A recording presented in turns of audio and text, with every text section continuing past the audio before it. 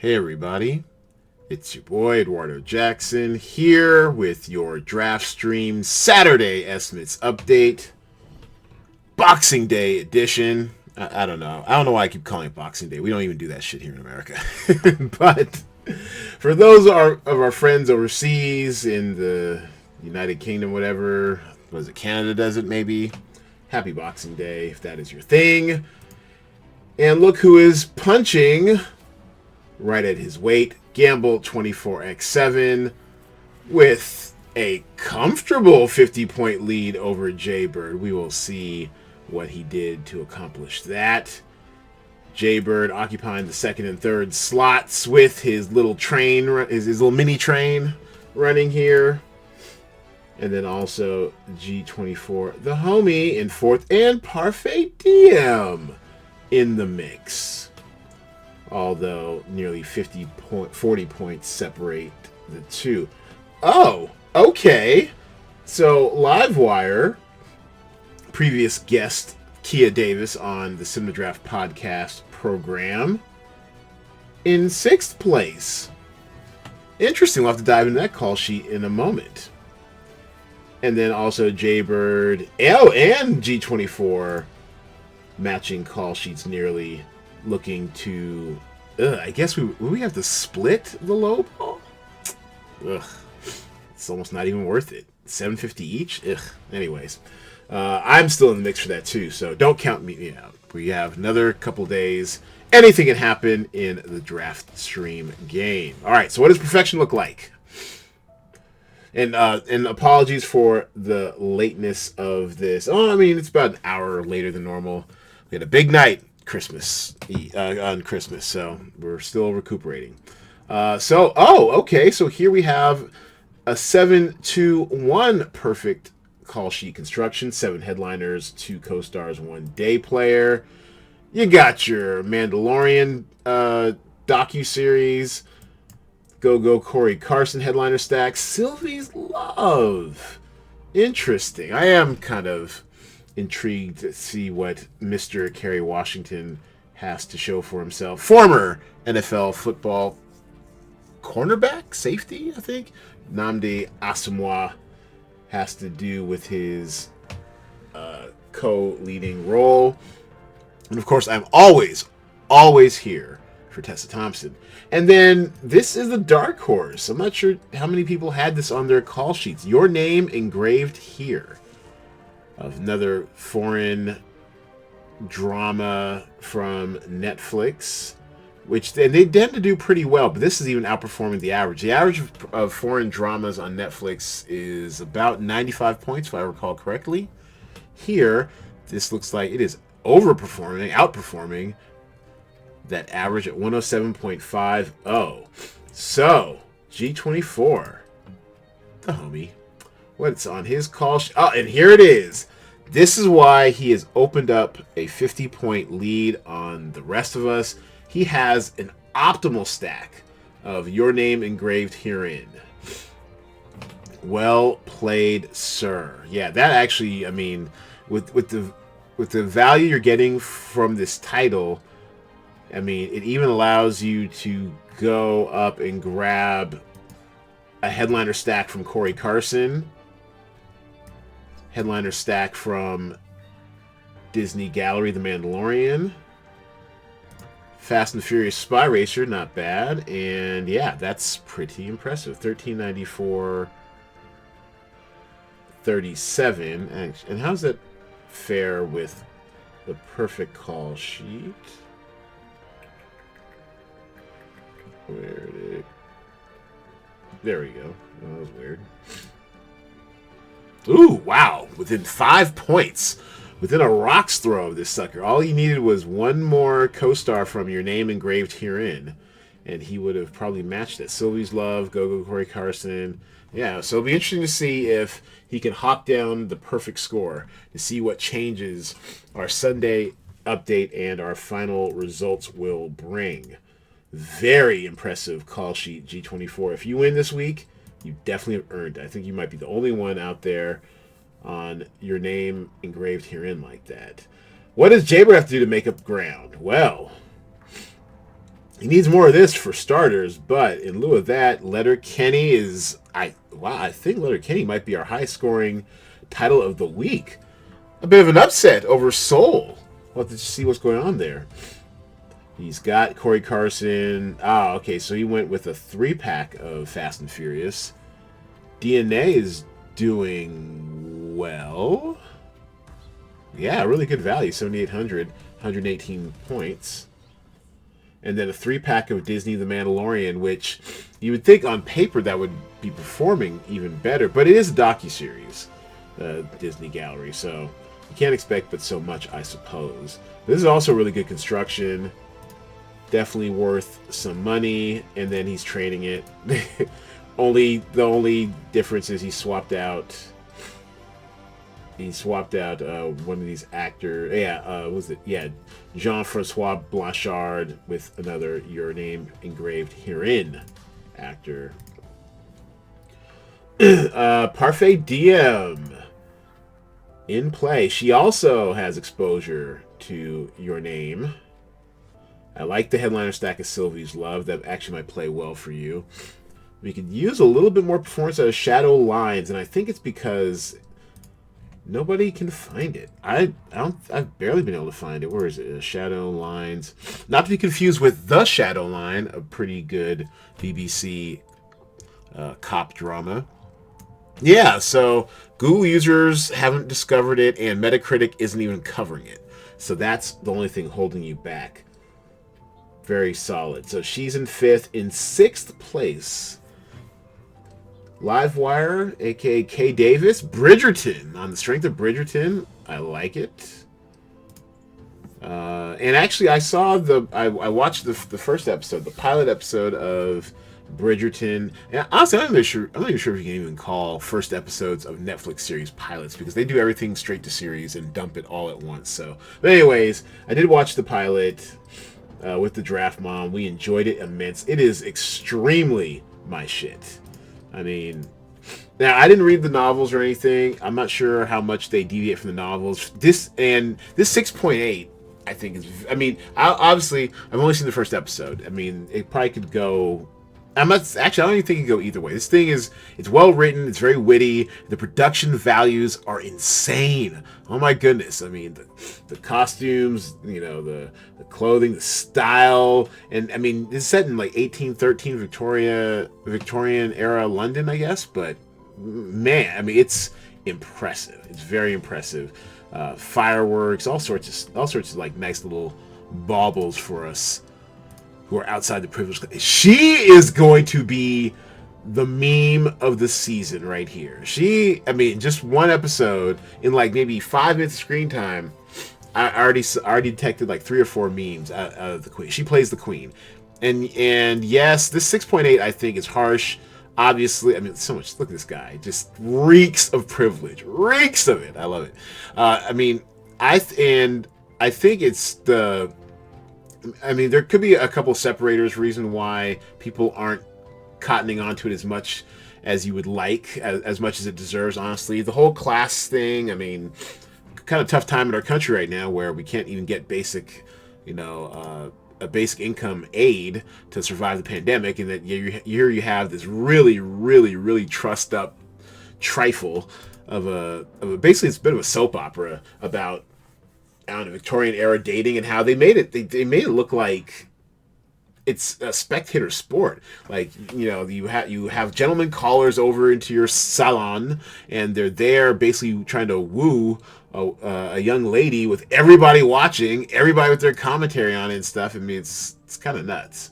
And then double standards for the men and women, all sort of stuff. So, like I said, it's extremely my shit. I'm very interested to watch the rest of this. How many episodes is there? Oh, okay, only 8 episodes. That makes sense. This thing looks expensive as fuck. And then you dive into some of these, user ratings and reviews and stuff. A lot of 10s, a lot of 1s. That's interesting. A lot of 8s. I wonder if that's where I'll end up with the 8s. And then you look by demographic, and men just don't get this at all. Look at this. 1.5 times underperforming women. And then older men, the old in count older men really don't get it. 30 to 44, very interesting, and that's a sample size too. It's over 100, so that's interesting. Why? I wonder what I wonder about this psychography of men 30 to 44. Why they are kind of out on Bridgerton. But yeah, but in older men, yeah, there's not feeling it. And then women of all ages get it, but especially this 18 to 44 demographic. They are loving this. That's interesting. US users, top 1,000 voters. I wonder what you have to do. I wonder how many you have to review to be a top 1,000 voter for IMDb. It sounds like a lot. Feels like a lot. Anyways, these snobs do not like Bridgerton at all. But and then also there's the whole colorblind casting thing, which I think is getting some play, sadly, in the user reviews. But also, more than that, from what I've scanned and seen, I think it's the book readers. See, where are the book characters we love? I don't care what the color the actors are. I mean, the fact you bring it up shows you care, but whatever. And disappointing every way. Woke culture gone, whatever. Rubbish racism of low expectation. I mean, come on, get over yourself. But it seems like a lot. Yeah, see, this is bullshit. But it seems like there's a lot of the readers who are a little perturbed at how it turned out. And I didn't read the book, so honestly, I'm so busy these days. It takes a lot for me to read a book, but I'm trying. I am trying. All right. Anyways, Bridgerton, that seems to be on Livewire's call sheet. A nice little headliner stack. It did cost her a pretty penny at almost a third of her call sheet. Yes, Disney. DNA, good value here. Kia, very good value here. Well, at least for the headliner. Day player, no. Actually, that's good. That's good day player value too. 6,500 getting 84. That's solid. And then Sylvie's Love. I don't know, man. I mean, I like the 3-pack here. Your call sheet may have some wiggle to it. DNA is it's missing a Metacritic score. I'm not sure if one will turn up over the weekend. The Google user score is pretty low. Same thing with IMDb. I don't know. I mean, you'd think if it weren't for... Really? Did that? Okay, I guess that's how it is. Oh, you know what? Okay, it's the default Metacritic score just propping it up. Otherwise, yeah, so in a rare case, the critics are actually propping it up versus the audience. It's different. So, yeah, your call sheet's got a little wiggle to it. If these improve at all, looks a little bleak though. Those audience scores need to improve. Maybe you might get a little more bounce out of Disney Gallery. And Bridgerton just debuted on Christmas, so we'll see where that ends up. But I'm really digging it. Hopefully there'll be like a... I mean, if it's as good as the first episode, hopefully it will improve.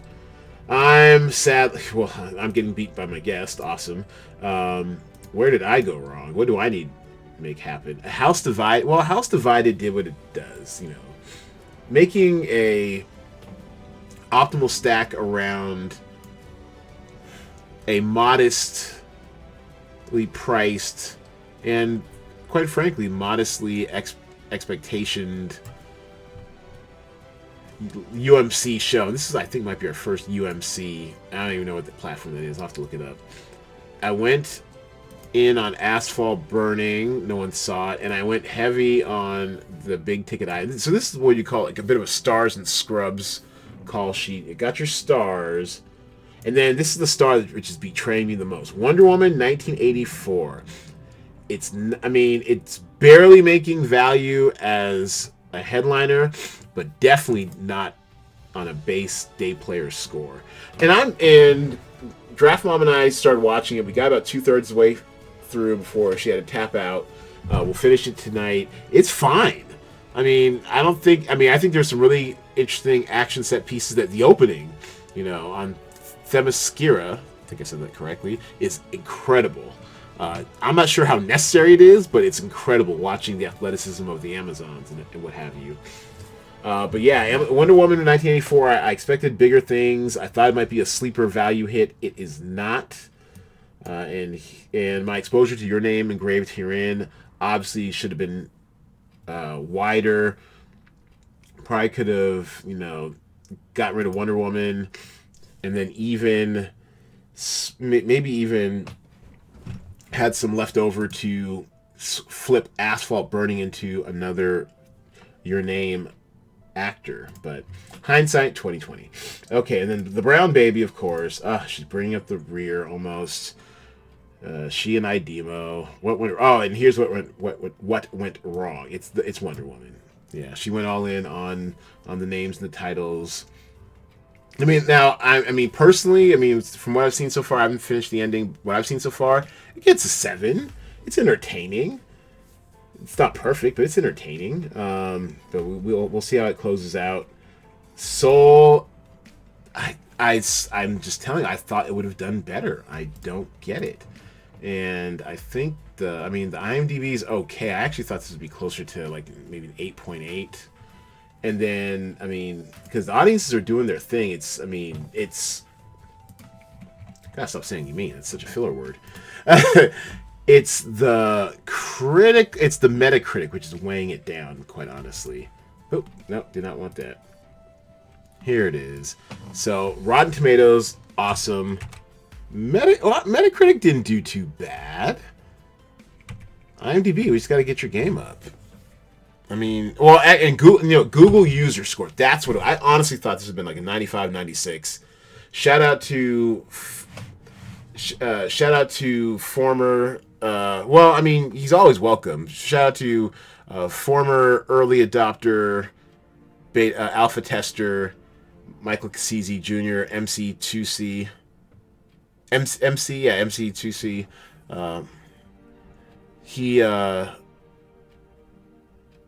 He chimed in on our publicly available group chat to say that Soul is just an incredible film. So I'm looking forward to possibly watching that tonight to see for myself. But yeah, this needs to get its weight up. This needs to be like at least 93 by the time we're done with it. I mean, come on.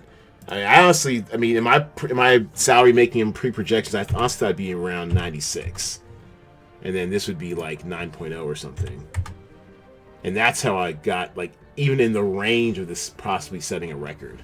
Apparently, it was not. There we go. All right.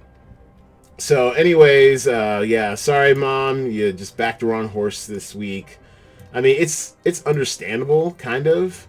But, yeah, this one's underperforming for you. School Bus is MIA. Default score so far. Soul underperformed. First Christmas is also missing a couple scores, I believe. And this is fine. Alright, so let's take a look at what the perfect low looks like. And, oh, okay. It's all over the place. I Weiwei, Restaurant Hustle has a default score. Masked Dancer has a default score. These don't open until the until Sunday anyway. So we may have a little more clarity. Well, we'll have the ultimate clarity on Monday, honestly. So yeah, so we probably won't know about these until final results. And then Shortcut, yeah, this is your building block of the low. And then Soul for salary, but also, I mean, it's not even the high. It's the highest salaried title on the slate, and it's not even the highest scoring title on the slate. So disappointed. Anyways, that's what the perfect low looks like. And we have a dead heat between Jaybird and G24. The homie, great minds think alike. The Christmas Note, Shortcut, Bridgerton for salary, and Soul for salary. That's Jaybird's. Let's see if G24 has the same or something different. Yeah, I think that's the same. Yep.